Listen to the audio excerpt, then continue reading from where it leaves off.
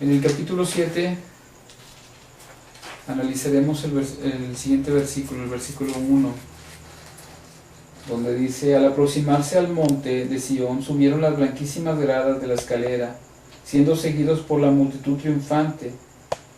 Le dolía en el alma la expectativa de ver morir en los labios de los fieles en aquella mañana su alegre canto, debido al golpe de la traición. Se encontraba ahora en el interior del palacio delante del magnífico trono que esperaba al joven rey. En la base del trono yacía abierto, en medio de un arreglo floral, el pergamino de las leyes. Junto a él se podía ver la linda corona, hecha de oro y piedras preciosas, así como el estuche de aquel cetro que simbolizaba toda la armonía de Salem. Los súbditos estaban felices, pues sabían que serían hallados dignos de heredar aquel reino de paz. Aguardaban ahora el momento de la coronación, cuando su nuevo rey los regiría desde su trono con su precioso cetro en un cántico triunfal. En medio de los aplausos de las huestes victoriosas, Melquisedec se dirigió hacia su padre, que le recibió con un cariñoso abrazo. El momento era en verdad solemne. Las huestes se silenciaron a la expectativa de la coronación. El estuche sería abierto y todos atestiguarían la exaltación del amado príncipe. Con el corazón latiendo fuertemente por la alegría, Adonías se agachó hacia el estuche, abriéndolo cuidadosamente. Cuando al encontrarlo vacío, la alegría de su semblante dio lugar a una expresión de inexpresable preocupación y tristeza, pues en aquel cetro se había sellado el destino de aquel reino de paz. Al ver a su padre y a todos los súbditos afligidos por la ausencia del cetro y de tantos amigos que deberían de estar con ellos,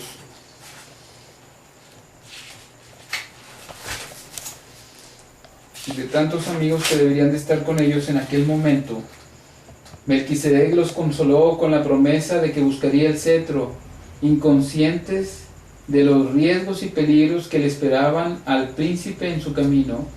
Los súbditos se despidieron de él, viéndolo partir apresuradamente. El amanecer de aquel día, que sería el de la coronación, alcanzó a los rebeldes distantes de Salem, en camino a las ciudades de la planicie. En aquella mañana Samael se llenó de furia al ver que el precioso laúd estaba adornado con inscripciones de las leyes contenidas en el pergamino. Tomando una piedra puntiaguda, comenzó a dañar el cetro, raspándole todas las palabras de amor y justicia. Sus armoniosas cuerdas estaban ahora desafinadas sobre su parte convexa, herida. Mas continuaba siendo precioso, pues sobre él yacía sellado el dominio de Salem. Poseerlo significaba ser el dueño de todo el poder. Al llegar a la altura en que el camino se ramificaba, Samael ordenó a sus seguidores que prosiguieran rumbo a Gomorra, mientras que él iría hasta Sodoma, donde permanecería por 2 días, uniéndose después a ellos. Esperó la noche para entrar en Sodoma. Cuando entró allí, caminó por las calles estrechas sin ser notado, hasta encontrar una casa aislada sobre una elevación. Haciendo del cetro su arma, invadió la casa, matando a sus moradores mientras que dormían. Se posesionó de esa manera de aquella residencia, donde solitario maquinaría sus planes para la toma de Salem. El atardecer de aquel día, que sería el de la coronación, alcanzó al hijo de Adonías. Al caminar por el pedregoso camino rumbo al valle, sus ojos estaban cargados de tristeza y ansió volverse hacia el suelo en busca de los rastros de los rebeldes. El recuerdo de la ingratitud de aquellos a quienes tanto amaba lo hizo llorar. Sus lágrimas, reflejando los últimos destellos de aquel sol poniente, se asemejaban a gotas de sangre fluyendo de un corazón herido. Él lloraba no por causa de los peligros que le sobrevendrían en aquella fría noche, sino por la infeliz suerte de aquellos que habían cambiado la paz de Salem por las violencias de aquellas ciudades de la planicie. Su único consuelo era el recuerdo de aquellos que, a pesar de todas las tentaciones, habían permanecido fieles. A ellos les había prometido devolver el cetro, y esto lo conseguiría a pesar de cualquier sacrificio. Después de una larga noche de insomnio, en el que el príncipe estuvo recostado al lado del camino, rayó la luz de un día que sería decisivo. Al aproximarse a Sodoma en aquella mañana, el pensamiento de estar tan próximo del cetro de su amada Salem hizo que se olvidara de toda la fatiga, acortando sus pasos rumbo al desafío. Al abrirse la gran puerta de la ciudad, le sobrevino un temor al oír ruidos espantosos de desarmonía que traducían el orgullo, el egoísmo y la codicia que allí dominaban en todos los corazones, haciéndolos explotar en la orgía de una maldad sin fin. Sería un gran riesgo exponerse a la violencia gratuita de aquella ciudad. Este pensamiento lo hizo detenerse a un paso del portal, donde estremecido inclinó la frente en una inexpresable lucha interna. Era tentado a retirarse, pero luchaba con todas las fuerzas de su alma contra ese pensamiento de fracaso.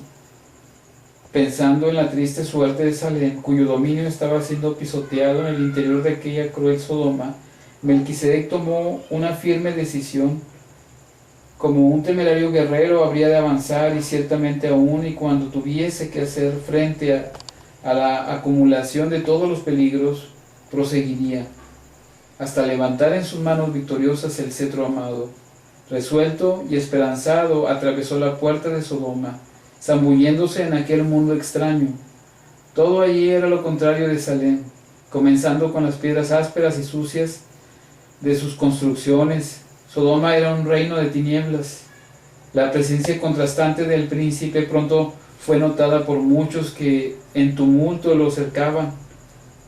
La pureza del carácter expresada en su magna faz y el esplendor de sus vestiduras los llenaba de espanto, y se retiraban como vencidos por una fuerza invisible. Dominados por la furia, comenzaron a perseguirlo a distancia, decididos a hacerlo huir. Le arrojaban piedras y fango intentando mancharle las vestiduras, mas no le atinaban. Mientras tanto él avanzaba en su ansiosa búsqueda. Finalmente desistieron de perseguirlo al atardecer. Aquí vemos cómo se está desenvolviendo toda la historia de Salem, cómo Abraham procura hacer un resumen, pero al mismo tiempo da muchos detalles sumamente importantes para que nosotros, el lector, pueda valorar cada una de las partes que envolvieron esta historia de Salem, como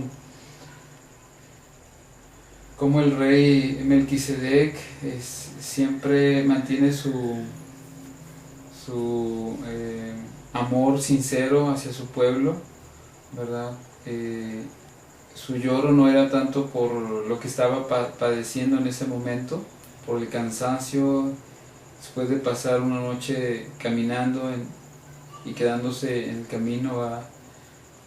Aún así, lo que más le dolía en el alma a Melquisedec era como muchos de las personas a quienes él amaba habían cambiado la seguridad, la protección, el amor, la pureza que existía en Salem por todas aquellas